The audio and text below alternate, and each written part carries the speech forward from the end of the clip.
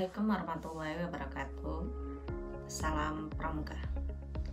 Selamat siang kepada seluruh peserta Gladian Pimpinan Satuan Kuartir Daerah Gerakan Pramuka Jawa Barat. Dengan senang hati saat ini kakak bergabung atas permohonan anggota Dewan Kerja Daerah Jawa Barat untuk bisa menyampaikan manajemen organisasi dan administrasi satuan penegak membersamai adik-adik pada hari kedua kegiatan Gladian Pimpinan Satuan Kuartir Daerah Gerakan Pramuka Jawa Barat.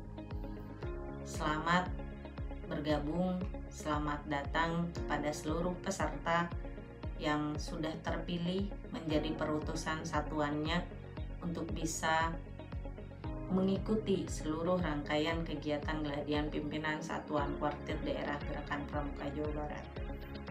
Tentu kehadiran adik-adik saat ini dalam bagian Gladian Pimpinan Satuan diharapkan akan bisa menjadikan adik-adik pribadi yang lebih baik, yang lebih kompeten, dan bisa membawa satuannya menjadi satuan yang memiliki kemampuan dan potensi mengembangkan seluruh anggota yang ada dalam satuan yang adik-adik pimpin saat ini. Perkenalkan, Kakak Diana Anggreni, andalan Bina Muda Kuartir Daerah Gerakan Pramuka Jawa Barat. Kebetulan dulu pernah berada di posisi yang sama dengan adik-adik sebagai pengelola satuan, baik sebagai ketua Dewan Ambalan maupun sebagai ketua Dewan Kerja Cabang, dan pernah bergabung menjadi bagian dari Kuartir Daerah Gerakan Pramuka Jawa Barat sebagai anggota Dewan Kerja Daerah Jawa Barat. Manajemen organisasi merupakan hal yang sangat biasa kita dengar. Kali ini kakak akan coba menyampaikan teori manajemen menurut beberapa ahli, sehingga kakak berharap setelahnya adik mendengarkan apa yang kakak sampaikan, adik-adik bisa mengambil harfiah, mengambil makna dari apa yang dijelaskan. Banyak para ahli yang menyampaikan teori manajemen. Kakak coba ambil beberapa para ahli saja. Mari kita bandingkan pengertian manajemen menurut beberapa ahli. Yang pertama, menurut Malayu Hasibuan, manajemen adalah ilmu dan seni mengatur proses pemanfaatan sumber daya, baik sumber daya manusia maupun sumber daya lainnya, secara efektif dan efisien untuk mencapai tujuan tertentu. Kemudian, menurut Ricky Griffin, bahwa manajemen adalah sebuah proses perencanaan, proses pengorganisasian, proses koordinasi, dan proses kontrol terhadap sumber daya untuk mencapai tujuan dengan efektif dan efisien. Kemudian menurut George Terry, bahwa manajemen adalah sebuah proses yang terdiri dari perencanaan, pengorganisasian, penggerakan, dan pengawasan untuk mencapai tujuan yang telah ditetapkan sebelumnya. Dari ketiga ahli ini tentu adik-adik juga harus bisa mengambil inti kalimat dari ketiganya. Kalau kakak boleh mengambil inti kalimatnya, yang pertama adalah pemanfaatan sumber daya yang dimiliki, baik sumber daya manusia maupun sumber lainnya. Yang kedua, pencapaian tujuan. Yang ketiga, efektif. Efektif itu berkaitan dengan waktu. Ada proses-proses untuk mengejar waktu. Kemudian ada efisien. Efisien biasanya berkaitan dengan keuangan. Seminimalisir, melaksanakan dan menggunakan keuangan dalam pelaksanaan kegiatannya. Itu untuk manajemen. Kemudian yang kedua, ada kata organisasi. Organisasi menurut Robin yaitu kesatuan sosial yang dikoordinasikan secara sadar dengan sebuah batasan yang relatif dapat diidentifikasi, yang bekerja atas dasar yang relatif terus-menerus untuk mencapai suatu tujuan bersama atau sekelompok tujuan. Kemudian untuk Max Weber menyampaikan bahwa organisasi adalah suatu kerangka terstruktur yang di dalamnya berisikan wewenang, tanggung jawab, dan pembagian kerja untuk menjalankan masing-masing fungsi tertentu. Sementara menurut Victor Thomson, organisasi adalah suatu integrasi dari sejumlah orang yang ahli bekerja sama dengan sangat rasional dan impersonal untuk mencapai tujuan-tujuan yang spesifik dan telah disepakati sebelumnya. Dari ketiga ahli yang menyatakan teori organisasi, kesamaannya yaitu: 1. Adanya tujuan bersama. 2. Adanya sekelompok orang yang berkumpul. Jadi organisasi itu adalah sekelompok orang yang berkumpul untuk mencapai tujuan bersama. Kemudian bagaimana kalau kita sambungkan manajemen dan organisasi itu? Manajemen itu rangkaian prosesnya. Ya, rangkaian proses untuk mencapai tujuan. Tujuan apa? Tujuan bersama secara efektif dan efisien. Itu adalah manajemen organisasi. Kenapa kita perlu mempelajari ini? Karena organisasinya kita sudah punya, ya. Adik-adik tentu sudah menjadi bagian dari satuannya. Ada ambalannya, di sakanya, ataupun di gugus depannya. Itu sudah jelas. Tinggal bagaimana adik-adik menjadi manajernya, leadernya. Makanya adik-adik mengikuti Gladian Pimpinan Satuan. Tujuannya adalah bagaimana adik-adik menjadi pemimpin di satuannya, mengarahkan, memanage, mengatur bagaimana satuan adik-adik bisa berkembang dengan positif dan maksimal dengan kompetensi, sumber daya manusia, dan sumber daya lainnya secara efektif dan efisien. Dalam manajemen organisasi, ada metode yang biasa kita dengar dengan metode POAK ditambah dengan report dan evaluation. Ya. Metode POAK atau planning, organizing, actuating, dan controlling menjadi rangkaian seluruh kegiatan manajerial. Planning atau perencanaan adalah pengaturan arah dan tujuan. Bagaimana mau dibawa kemana organisasi adik-adik itu. Dalam proses perencanaan, tentu adik-adik harus berpikir yang pertama adalah spesifik. Dalam perencanaan, adik-adik harus membuat perencanaan itu jelas dan terperinci. Yang kedua yaitu measurable, dapat diukur. Ukurannya bisa adik-adik tentukan sendiri. Misalkan adik-adik mengagendakan kegiatan penerimaan anggota baru.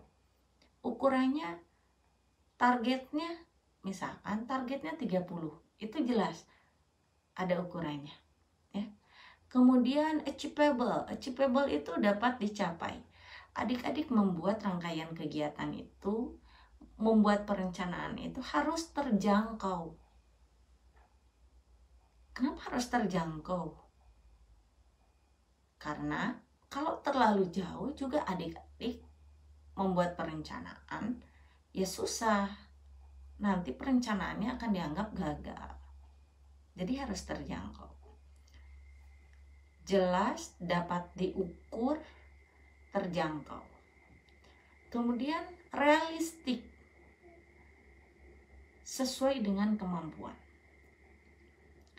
Adik-adik merencanakan sesuatu harus bisa mengukur diri, mengukur kemampuan organisasi, mengukur seluruh komponen organisasi. Sesuaikan dengan kemampuan itu. Boleh punya mimpi besar? Boleh. Tapi untuk saat ini sesuaikan dengan kemampuan supaya perencanaannya bisa dilaksanakan. Yang terakhir adalah time, atau ada batas waktu yang jelas. Kapan? Kapan ini pelaksanaannya? Sehingga itu menjadi target adik-adik dalam membuat proses perencanaan yang baik. Kemudian metode selanjutnya adalah organizing. Membagi sumber daya manusia sesuai dengan tugas dan keahliannya. Ini adalah proses pemetaan kemampuan, kompetensi, keahlian, passion sesuai dengan tupoksinya. Kalau anggota adik-adik suka di bagian kegiatan, ya coba tempatkan di situ supaya hasilnya maksimal. Kalau suka dengan kotak-ketik, simpan di bagian sekretariatan. Karena kalau kita menempatkan orang tidak sesuai dengan kompetensi, keahlian, dan passionnya, itu akan sangat sulit. Jadi coba menempatkan seseorang dengan kompetensinya. The right man on the right place. Tempatkan seseorang sesuai kompetensinya. Selanjutnya adalah actuating, pelaksanaan. Pelaksanaan kegiatan menjadi rangkaian dari proses atau metode manajerial. Pelaksanaan kegiatan tentu menjadi kunci bagaimana adik-adik bisa melaksanakan hal yang sudah adik-adik rencanakan dengan lebih matang.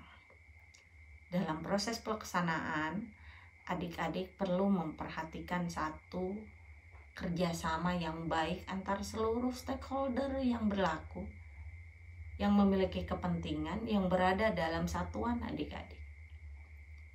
Adik-adik juga harus bekerja keras, karena bagaimanapun juga perencanaan saat pelaksanaan tanpa kerja keras itu sangat mustahil.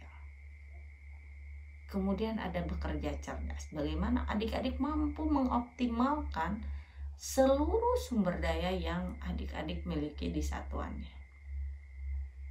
Kemudian ada controlling, melakukan pengawasan selama pelaksanaan kegiatan dalam rangka mengurangi berbagai kesalahan dan penyimpangan yang terjadi. Karena kadangkala apa yang kita rencanakan saat pelaksanaan terdapat hal-hal yang menjadi halangan, hambatan dalam kita melaksanakan kegiatan. Selanjutnya adalah administrasi satuan. Apa itu administrasi satuan? Administrasi satuan berdasarkan petunjuk penyelenggaraan nomor 41 tahun 95 bahwa pengelolaan satuan yang meliputi planning, organizing, actuating, controlling, dan pengendalian kegiatan kepramukaan di satuan. Kemudian ada juga pengertian tentang bahwa administrasi adalah tata usaha satuan. Ya.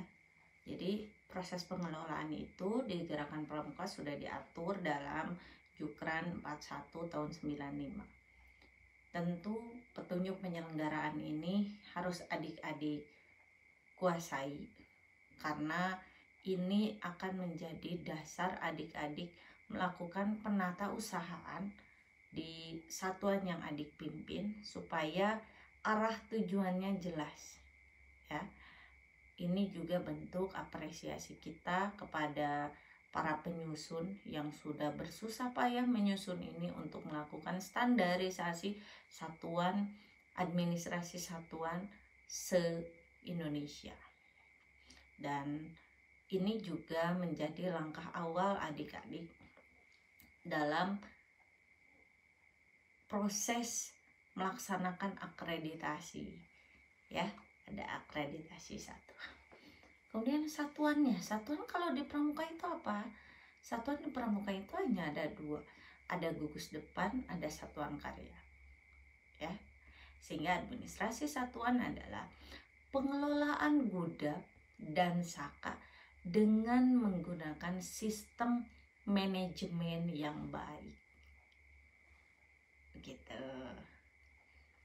Bagaimana memang proses menyusun administrasi satuan? Administrasi satuan tentu menjadi bagian mutlak yang harus dikuasai dan ada di lingkungan adik-adik pada pelaksanaan seluruh rangkaian di satuannya. Diawali dengan penyusunan rencana kerja yang biasanya ini akan dibahas saat musyawarah gugus depan. Musyawarah gugus depan nanti membahas tentang program Dewan Ambalan, ya. Itu dituangkan dalam program kerja. Gitu. Jadi hal-hal yang berkaitan dengan itu dikomunikasikan dengan para pemangku kepentingan supaya bisa berjalan sesuai dengan koridor yang seharusnya. Pembagian kewenangannya sudah jelas. Dewan Ambalan bertugas seperti apa, pembina gudap seperti apa, ya. Kemudian Dewan Saka seperti apa, pamong sakanya seperti apa, itu sudah jelas pembagiannya.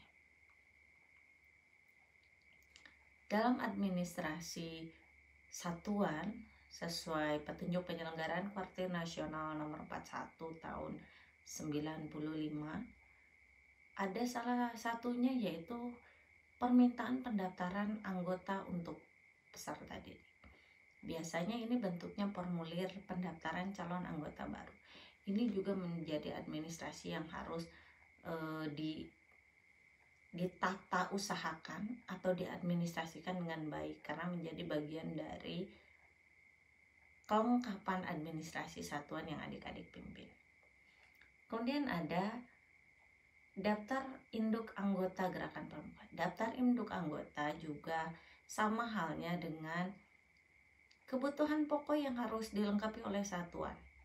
Karena dalam daftar induk anggota terdapat hal-hal yang berkaitan dengan pribadi anggota, keluarga, dan lingkungannya. Ini akan menjadi bahan kita manakala kita menghadapi beberapa hal terkait dengan keanggotaan kita, gitu, dengan anggota-anggota kita. Trackingnya jelas, kita punya data induknya, gitu. Jadi cukup menjadi bahan yang sangat-sangat dibutuhkan untuk kepentingan kita ke depan. Kemudian ada administrasi keuangan. Nah, ini biasanya kalau untuk administrasi keuangan itu sudah lebih biasa dilaksanakan oleh adik-adik di satuan. Baik keuangan yang berbasis dari anggota atau uang kas ataupun keuangan yang berbasis kegiatan. Yang disebut dengan keuangan berbasis kegiatan biasanya manakala adik-adik melaksanakan kegiatan, adik-adik membuat proposal, adik-adik mengajukan keuangannya kepada pihak-pihak tertentu, baik pihak sekolah, kemudian pamong saka, dan lain sebagainya. Pelaporannya ini akan berbeda, tapi dengan prinsipnya sama. Mempertanggungjawabkan secara transparan. Ya, jadi kalau masalah keuangan biasanya hal kecil saja akan menjadi rumit, akan menjadi sumber masalah. Ya, ini untuk administrasi keuangan. Ada catatan uang kasnya jelas, sumber pemasukannya jelas, sumber pengeluarannya juga jelas. Bila perlu, pengeluarannya dilengkapi dengan nota belanja dan kwitansi sesuai dengan peraturan yang berlaku pada pemerintah. ya. Kemudian ada daftar inventaris gugus depan. Kenapa daftar inventaris ini menjadi hal yang harus kita pahami? Karena dari data inventaris itu akan menjadikan sumber kita sebagai penunjang seluruh rangkaian kegiatan kita ke depan. Jadi di daftar inventaris itu ada satuan adik-adik tuh punya tenda berapa, punya tongkat berapa, ada tidak buku misalkan buku daftar hadirnya, kemudian adik punya apalagi, semua itu aset-aset adik-adik ditulis di sana. Itu akan menjadi dasar kita dalam kita melaksanakan berbagai kegiatan yang akan dijalani gitu. Kemudian ada buku tamu gugus depan. Buku tamu gugus depan juga digunakan untuk menilai sejauh mana hubungan antar lembaga satuan adik-adik dengan satuan lainnya. Biasanya kalau di gugus depan itu ada latihan gabungan atau penerimaan sosialisasi dari satuan kerja ya, atau misalkan tamu-tamu lainnya yang memang bersifat masih dengan satu organisasi kita ataupun lintas organisasi. Itu menjadi penilaian tersendiri bagi adik-adik maupun lembaga lainnya. Apalagi kalau sekarang kan ada gugus depan tergiat, ada Dewan Kerja Ranting tergiat, ada DKC tergiat, Saka pun demikian. Kemudian ada laporan semester data. Laporan semester data dan kegiatan dimaksudkan untuk menganalisa sejauh mana pelaksanaan kegiatan adik-adik ya di satuannya masing-masing. Ini menjadi sumber yang harus dipedomani, yang harus disamakan, bahwa dengan kita melakukan pencatatan secara baik, tentu ini akan mudah tergambar dengan jelas apa saja yang sudah kita laksanakan selama satu semester itu. Kira-kira begitu. Kemudian ada lagi kakak bacakannya, ada catatan peristiwa penting. Catatan peristiwa penting pun demikian. Catatan peristiwa biasanya dimaksudkan untuk mengingat hal-hal yang urgent, yang memang dianggap penting. Misalkan pelantikan saat kita menjadi ketua Dewan Hambalan, pelantikan saat kita bantara ya, pelantikan saat kita naik golongan gitu ya, atau kita dapat TKK utama gitu. Itu harus dicatat ya sebagai pemenuhan itu, karena mungkin saja nanti kemudian hari kita akan membutuhkan poin-poin itu. Itu akan sangat berguna untuk kita melakukan tracking hal-hal penting yang terjadi selama kita berada di satuan itu. Kemudian ada program kerja tahunan, jelas ini harus dituangkan dalam tertulis bentuknya program kerja tahunan ya. Kemudian ada catatan pribadi anggota. Kenapa catatan pribadi ini ada? Karena tiap orang atau tiap anggota kita itu berbeda, tentu pemahamannya pun ini akan sangat berbeda. Jadi kita perlu punya hal-hal yang berkaitan dengan pribadi spesifik jika memang itu dianggap akan mempengaruhi dan berdampak pada organisasi kita. Misalkan biasanya catatan pribadi berkisar, oh ada salah satu anggota yang punya asma. Kenapa ini menjadi catatan penting? Karena pemberlakuannya manakala dia mengikuti rangkaian kegiatan yang berkaitan dengan kegiatan alam yang menyentuh daerah dingin gitu ya, itu perlu penanganan yang khusus gitu. Kira-kira itu. Hal lain tentu ada administrasi program kerja 4 bulanan untuk perindukan siaga, ada 4 bulanan untuk pasukan penggalang. Kemudian ada program latihan mingguan. Kakak berharap dengan tersosialisasikannya Jukran 41 tahun 95, adik-adik ke depan sudah bisa mulai berpedoman pada Jukran ini, sehingga penata usahaan atau pengadministrasian rangkaian kegiatan yang ada di satuan dapat tersistematis, dapat terpublikasi, dapat tercatat dengan sistem yang baik. Jadi esok lusa ada pemeriksaan yang berkaitan dengan persiapan akreditasi. Adik-adik tinggal melengkapinya saja.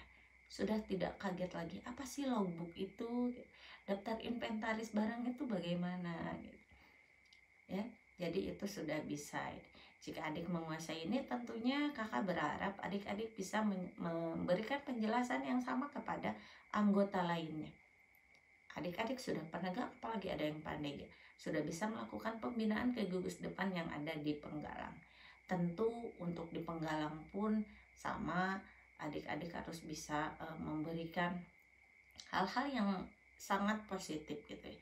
Kalau Penggalang karena ada RLT 4 biasanya ada administrasi regu gitu ya. Jadi ini bagian dari itu gitu ya. Kalau di Penegak kan sudah tidak ada lomba ya. Jadi biasanya hal-hal admin yang berkaitan dengan pengadministrasian sedikit terlupakan, kecuali penganggaran dan pengajuan proposal itu biasanya tidak lupa.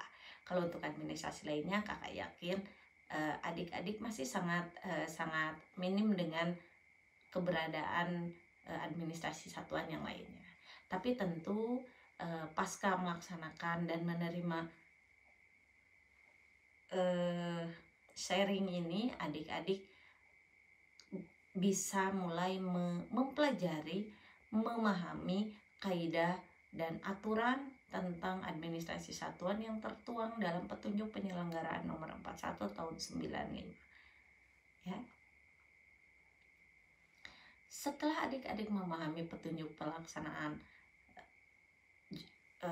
petunjuk penyelenggaraan 41 tahun 95, tentu yang menjadi dasar pokok adalah bagaimana adik-adik bisa mengaktualisasikan Jukran ini ke dalam proses pengorganisasian di satuannya. Jadi karena adik-adik datang ke sini pun sudah menjadi pemimpin, dan kita siapkan dengan materi-materi kepemimpinan yang akan menjadi bekal adik-adik kembali ke satuannya.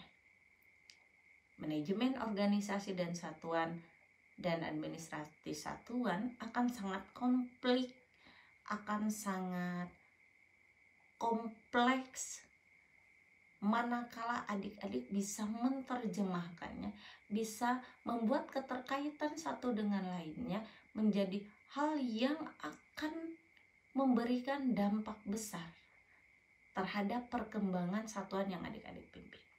Tentu kakak berharap dengan adik-adik menjadi pemimpin di satuannya, baik keinginan sendiri ataupun atas dasar kondisi yang ada, atau bahkan atas dasar paksaan menjadi pimpinannya, itu bukan lagi menjadi hal yang perlu disesali. Tapi tentu ini harus menjadi dasar adik-adik. Bagaimana caranya saat adik-adik memimpin, adik-adik bisa membawa anggota adik-adik menjadi lebih baik dari sisi kompetensi, dari sisi kemampuan, dari sisi pengembangan sosial, dari sisi-sisi lain yang bisa itu dikembangkan. Di sini peran manajerial adik-adik bisa mengolah, bisa memberikan kesempatan seluas-luasnya kepada anggota adik-adik untuk bisa memunculkan potensinya, menggali bakatnya, sehingga bakat dan potensi yang ada pada diri anggota bisa bermanfaat secara nyata untuk pengembangan organisasi mencapai tujuannya dengan lebih baik dan maksimal. Jadi adik-adik selaku pimpinan di satuannya bisa menjadi pemimpin selayaknya adik-adik menerima kepercayaan dari rekan-rekan yang lainnya. Itu mungkin yang bisa kakak sampaikan. Jika ada hal-hal yang memang akan ditanyakan, silakan disampaikan melalui Dewan Kerja Daerah Jawa Barat, atau bisa sampaikan langsung ke kakak pribadi. Silahkan. Mohon maaf kalau selama penyampaian ada hal-hal yang tidak berkenan.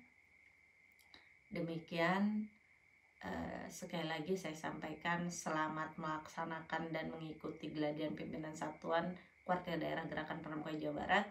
Mudah-mudahan ini bisa adik-adik maksimalkan untuk bisa mengambil manfaat-manfaat positif dalam melaksanakan dan menjadikan bekal adik-adik kemudian hari. Sampai ketemu di lain kesempatan. Assalamualaikum warahmatullahi wabarakatuh. Salam Pramuka.